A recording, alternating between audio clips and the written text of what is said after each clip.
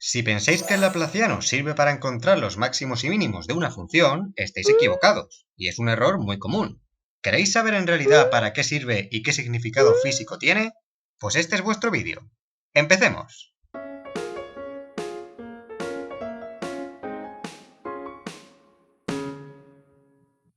Hola amigos de la ciencia y la tecnología, bienvenidos a Ingeniosos, el canal donde resolvemos problemas básicos de física, mecánica, electricidad o matemáticas de nivel de carrera y bachillerato. Hoy vamos a hablar del concepto de laplaciano, que es un operador diferencial de segundo orden que surge como combinación de los conceptos de gradiente, divergencia y rotacional, que ya explicamos detenidamente en un vídeo anterior.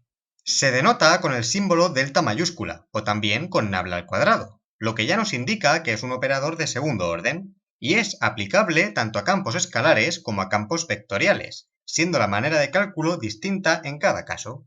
Se trata de un operador muy importante, usando en distintos campos de la física como la electrostática, la propagación de ondas o la distribución de tensiones en un sólido deformable.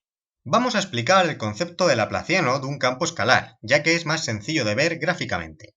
Recordemos que un campo escalar es una función de una o más variables que devuelve un valor, es decir, un número. Va desde Rn a R. Un ejemplo puede ser la siguiente función h de xy, que puede representar la temperatura en cada punto del espacio, siendo los valores rojos y altos los más calientes y los valores azules o bajos los más fríos. El laplaciano del campo escalar se escribe como delta de h o nabla cuadrado de h, pero es más interesante ver su expresión desarrollada. Observamos que en primer lugar se calcula el gradiente del campo escalar, lo que dará lugar a un campo vectorial, para después obtener la divergencia de ese campo vectorial, es decir, la divergencia del gradiente.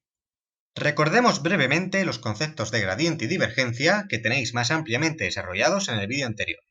El gradiente se obtiene para campos escalares a partir del operador nabla, como la derivada parcial del campo respecto de cada variable, multiplicada por el vector de dirección correspondiente, resultando así un campo vectorial.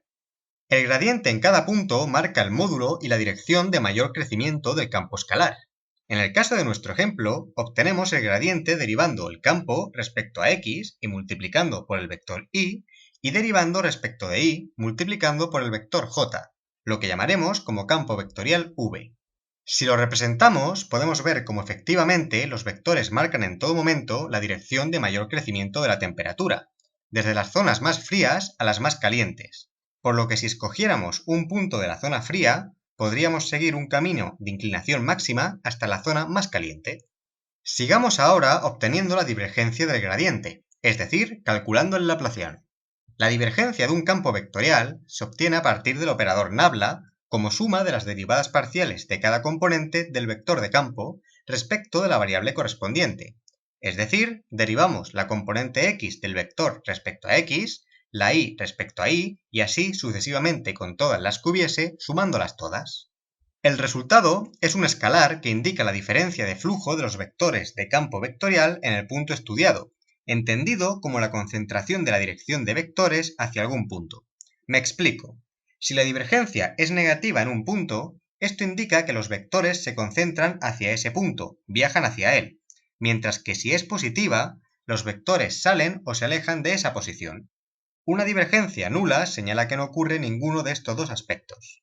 Si graficamos la divergencia del campo vectorial v, que es el gradiente del campo escalar h, es decir, estamos graficando el laplaciano de h, vemos un mapa de color de zonas positivas y negativas. Efectivamente, en el punto máximo, el más caliente, el laplaciano es negativo, ya que los vectores del gradiente de h se concentran hacia el pico, por lo que la divergencia es negativa. De manera contraria, en el punto mínimo, el más frío, los vectores del gradiente de h salen del punto, siendo el laplaciano positivo.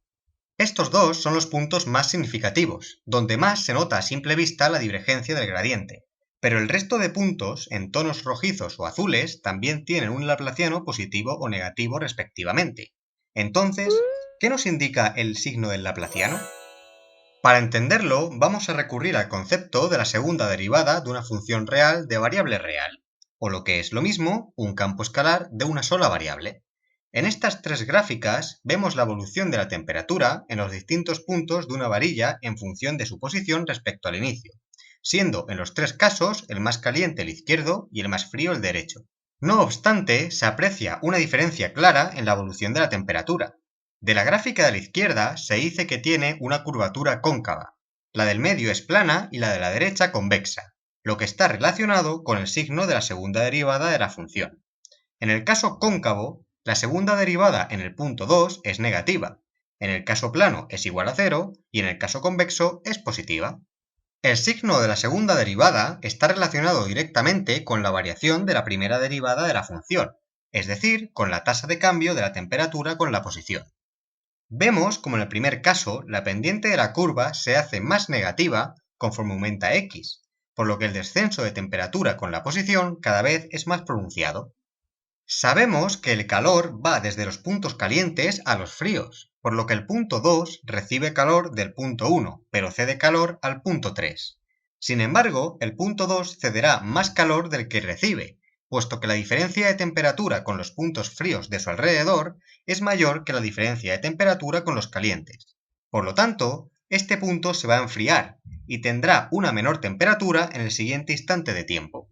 Dicho de otro modo, la temperatura del punto 2 es mayor que la temperatura media de su alrededor, por lo que pierde calor, lo que coincide con la definición de cóncavo. En el segundo caso, la pendiente de la curva no varía, por lo que el descenso de temperatura es lineal.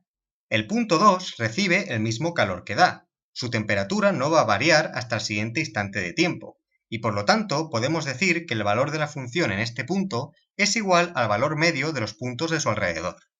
En el caso convexo, la pendiente de la curva es menos negativa conforme avanzamos a los puntos fríos, por lo que la diferencia de temperatura entre el punto 2 con la zona caliente es mayor que con la zona fría, y recibe más flujo de calor que el que transmite al punto 3, calentándose hasta el siguiente instante de tiempo. Dicho de otro modo, para que esto ocurra, el valor de temperatura en este punto debe ser inferior al valor medio de su alrededor, justo la definición de curvatura convexa.